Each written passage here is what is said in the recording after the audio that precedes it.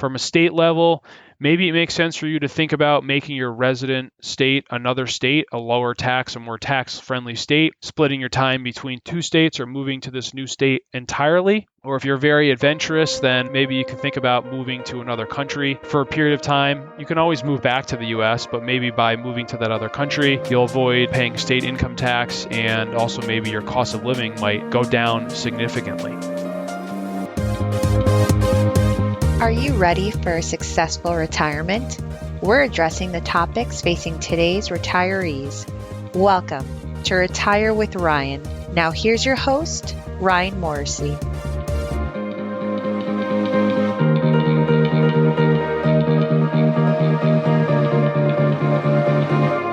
Welcome back. This week we're going to talk about taxes in retirement.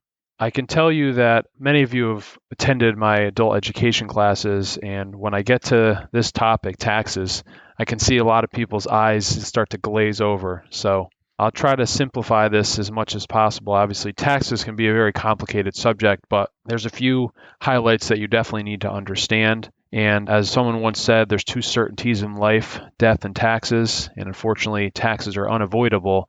But there are ways that you can reduce your taxable income. And that's a very easy way, potentially, that you can increase your income by reducing what you pay in taxes.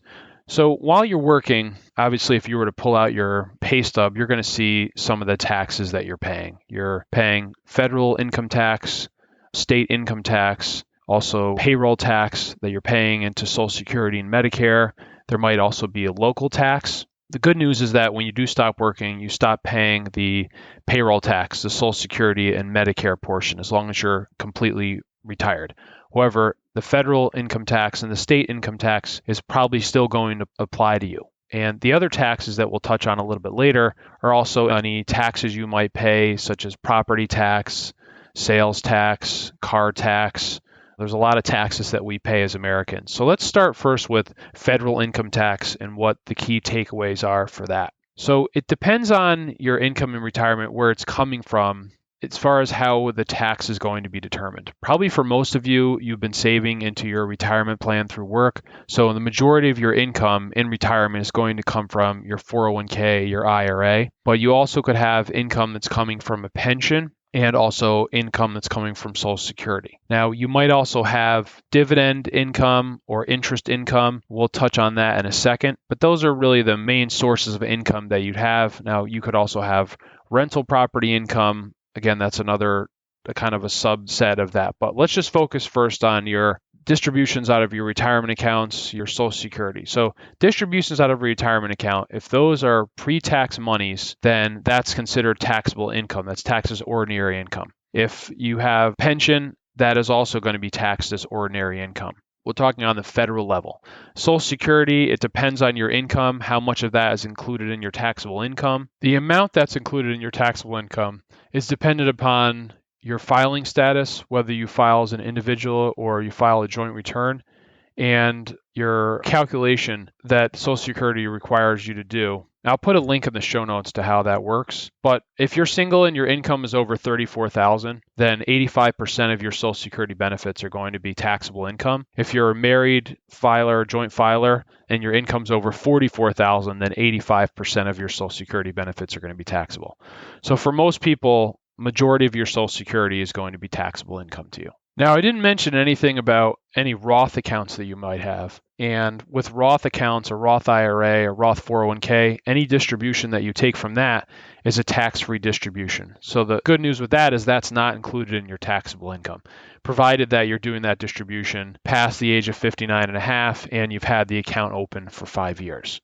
So that won't be counted. So what are the things to think about with your federal income, and where can you make a difference in retirement as far as lowering your federal income? Well, the first thing you want to do is pull out a table that shows you what the federal tax brackets are for 2020. And what you would see, I'm going to put a link to that in the show notes as well, that we'll just focus on a joint filer. So for a joint filer, if your income is between $19,700 $80,751 and $80,251, that's your adjusted gross income, then you're in a 12% tax bracket. Once you go over $80,251, now you're in a 22% tax bracket. So obviously that's a 10% difference in tax.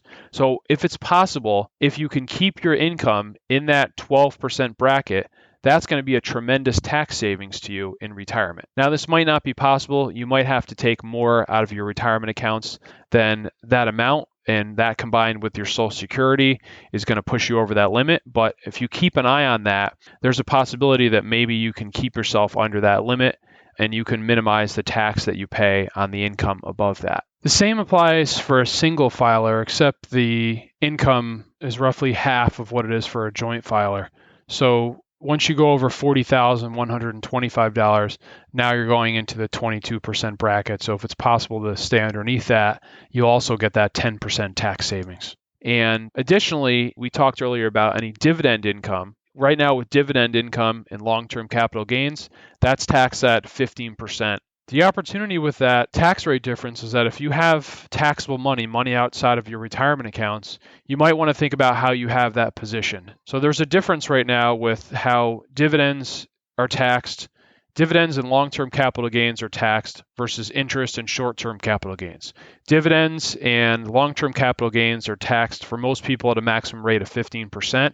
Whereas interest and short-term capital gains, interest from CDs, bonds, savings accounts is taxed at ordinary income. So it could make sense for you if you have taxable money to keep most of that in stocks or mutual funds that pay mostly dividends because you're paying a maximum rate of 15%. Whereas if you had a lot of that in bonds or savings accounts, that's getting added to your taxable income. So you might be paying 22%, 24%, depending on which tax bracket you have. So if you had a choice and you had a choice where you kept your conservative money, your bonds, your CDs, you'd probably want to keep that in your retirement account because while it's in that account, the taxes are deferred and you're not paying that while you're earning the interest. So I mentioned before how you want to look at the taxes both on a federal level and a state level. So on a federal level, as far as the things that you can do to reduce your taxable income, we've mentioned before about trying to stay in a lower tax bracket. Another idea would be to delay Social Security. My previous podcast, we talked about Social Security. I gave the suggestion about delaying until age 70. Well, one of the benefits of doing that is that you're taking money out of your IRA account, your 401k sooner. So that's going to reduce the amount that you then would need to take out once you started collecting Social Security, let's say at age 70. So it is possible that your income might be on the lower side combined with Social Security, and you might be able to save some taxes by staying in either a lower tax bracket or maybe even having your income be low enough that you would minimize what you're paying on Social Security. Another idea is that you could convert possibly part of your 401k or IRA into a Roth IRA, and you might be able to reduce your taxable income in the future from that as well. So let's move on now to state income tax. So that's a very complicated subject in the sense that every state is different, being that some states had income tax, some states don't. Some states also tax certain retirement income and other states don't. So let's start first with the states that don't have income tax. Obviously, these could be desirable states to move to. So those states in alphabetical order are Alaska, Florida, Nevada, New Hampshire, South Dakota, Tennessee, Texas, Washington, and Wyoming. Kiplinger has a really neat map that I found that I'll share in the show notes that shows all the states, and then it lists them or gives them a color code according to one of 5 categories: most tax-friendly, mixed, not tax-friendly, or least tax-friendly. Now, I live in Connecticut, and Connecticut is in the red or least tax-friendly category, along with most of the states in the Northeast. New York is also least tax-friendly, Vermont, New Jersey, and then New Hampshire and Massachusetts are not tax-friendly. And then really you have to go down to the southern part of the country or out west to find the most tax-friendly states. There are also some states that don't tax your pension, and those are Alabama, Hawaii, Illinois, Mississippi, and Pennsylvania. Now, obviously, income tax is one component of looking at a state to determine whether you should live there, because just like the federal government, states have budgets. They have to bring in revenue somehow. So the other way that states bring in revenue is either through property tax or sales tax or sometimes car tax. So you really want to look at the states that have no income tax to figure out what other taxes that you might be paying. For example, New Hampshire doesn't have income tax, but it has very high property tax. I think the third or fourth highest property tax in the country. So you want to look at that before, if you're thinking about moving to one of these other states before doing so.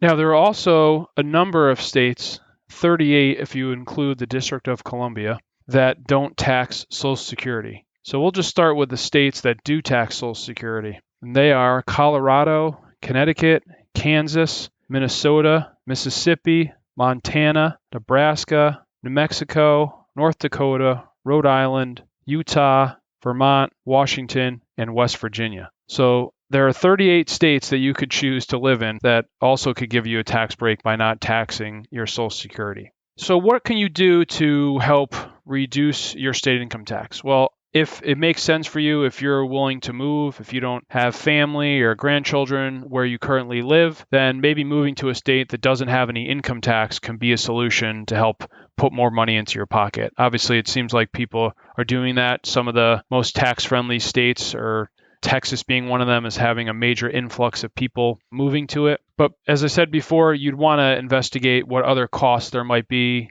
How much does it cost to buy a house there? What property taxes are there? Are there sales tax, other taxes before you do that?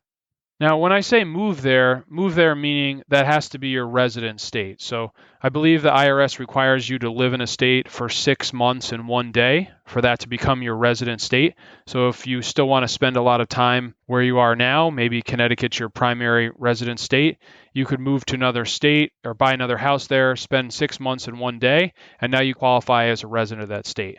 But I will caution you, I've heard from other accountants that I work with that certain states, Connecticut being one of them, New York, they're very aggressive with trying to go after people that are actually residents of Connecticut or New York, but claim to be resident of another state. Some of the ways that they'll catch you, they'll look at credit card receipts, they'll look at your phone records, they'll look at your Easy Pass, things like that are leaving a trail. So make sure that you're actually become a resident of that state if you're looking to do that, and that's could be significant savings to your bottom line. Another option as well, which could be a whole another episode, would be if you retire and move outside of the U.S. That is something that some people choose to do. There are certain countries that you could move to where the cost of living is a lot less than the U.S. and maybe move to a nicer climate. There's a lot of advantages to that. Obviously, disadvantages is that you're moving away from your family and you might be paying tax twice if you're still subject to U.S. income tax and you're paying tax in that country. Another area that you might not think of as a tax, you could apply if you happen to inherit some money from a parent or grandparent. With inheritance, there could be taxes, not really on the inheritance, but actually selling the assets. So let's say you inherit some stock, then you do get a step up in cost basis on that stock, meaning that the person passes away is your new cost basis. But from there, maybe there's a capital gain. So be aware of that. If you're selling that, that's not going to push you into a higher bracket. Maybe you want to sell that over time. Also, if you happen to inherit a retirement account, taxes apply to that as well.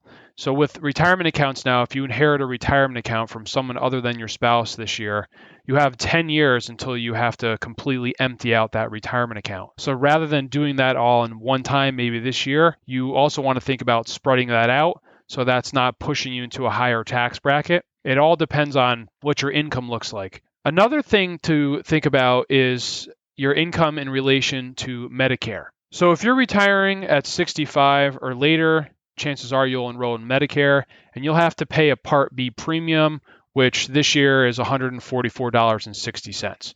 But if your income as a single filer is over $87,000, that's your modified adjusted gross income, or a joint filer $174,000, you have to pay an additional amount of anywhere of $60 to $90 a month on top of that $144. Now, the Medicare bases that off of your income in the prior 2 years. So you do have the ability to actually appeal that, and it's called IRMA, which stands for Income Related Monthly adjustment amount. But you do have the ability to appeal this if your income has changed from the prior 2 years.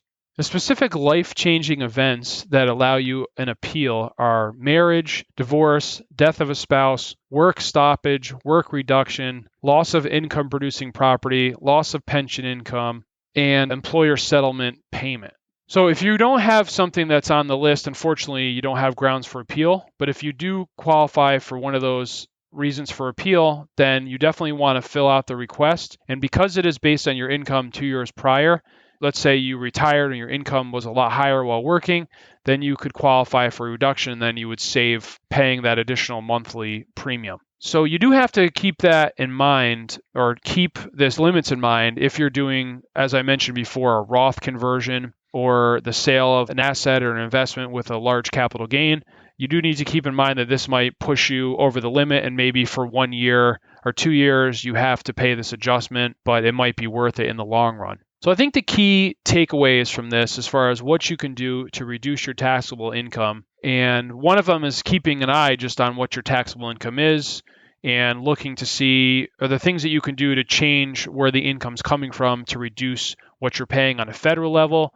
From a state level, maybe it makes sense for you to think about making your resident state another state, a lower tax, a more tax-friendly state, splitting your time between 2 states or moving to this new state entirely. Or if you're very adventurous, then maybe you can think about moving to another country for a period of time. You can always move back to the US, but maybe by moving to that other country, you'll avoid paying state income tax, and also maybe your cost of living might go down significantly. I should mention that I'm not an accountant, but I do deal obviously a lot with clients' taxes. So if you're unsure about some of these things and you want to look at what your options are, feel free to reach out to us and set up a time and we can talk more about this. If you want to learn more about the services that I provide, you can go to retirewithryan.com. You can also find additional podcasts there. If you haven't subscribed to the podcast, please do so. It gives me an idea of how people are responding to the episodes. If you have an iPhone, you can use